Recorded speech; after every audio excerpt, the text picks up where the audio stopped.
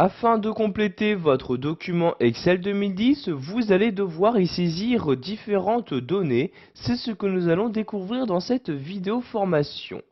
Donc tout d'abord, sachez que vous pouvez insérer différents types de données, que ce soit des chiffres ou encore des lettres.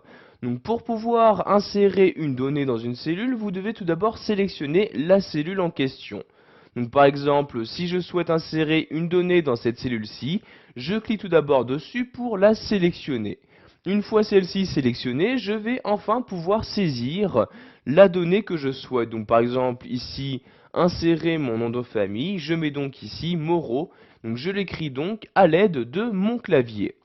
Donc vous voyez, j'ai pu insérer donc les différents caractères. Sachez que vous pouvez à tout moment éditer donc cette saisie. Donc par exemple, vous déplacez ici, par exemple, je reviens ici avant le R, je fais un retour arrière. Donc vous voyez, je peux sans aucun problème effacer ou encore rajouter différents caractères. Donc vous voyez, je rappuie ici sur la touche R de mon clavier pour l'insérer à nouveau donc dans mon mot. Donc ici, si j'appuie sur la touche Entrée, vous pouvez voir que maintenant il s'agit de la cellule en dessous qui a été sélectionnée. Et vous pouvez donc voir que dans la cellule ici, donc juste au-dessus, il y a bien donc mon nom de famille qui a été inséré. Si maintenant je souhaite ici insérer mon prénom dans cette cellule-ci, je clique tout d'abord dessus pour la sélectionner.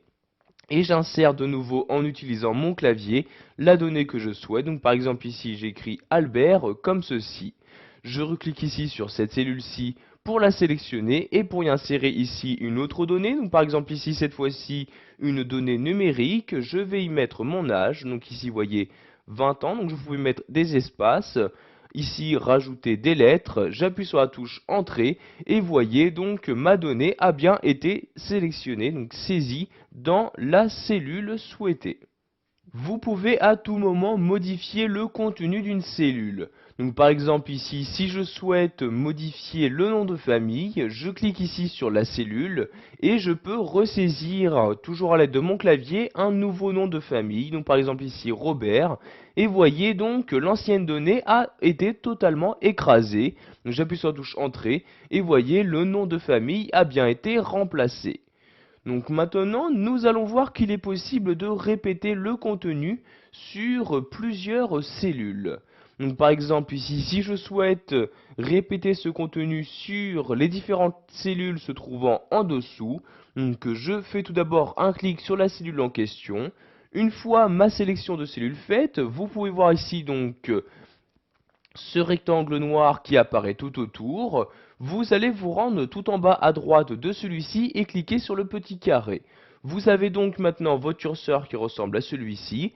Une fois que c'est le cas, vous pouvez cliquer donc avec votre souris et tout en maintenant le clic, vous pouvez par exemple ici descendre et vous avez donc ici donc automatiquement la répétition du contenu qui s'effectue.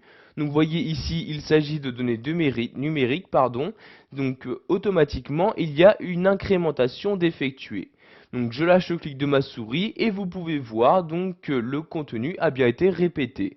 Vous pouvez faire de même par exemple ici pour le mot Albert, je sélectionne la cellule, je me rends en bas à droite, donc ici dans cette partie-là, je clique, je maintiens le clic de ma souris et je descends ici.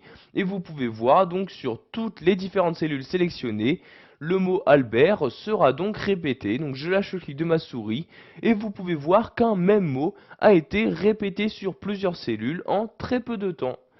Voilà, vous savez maintenant comment saisir des données dans votre document Excel 2010, qu'il s'agisse de chiffres ou encore de lettres. Vous avez également appris à répéter le contenu d'une cellule sur une ou plusieurs autres.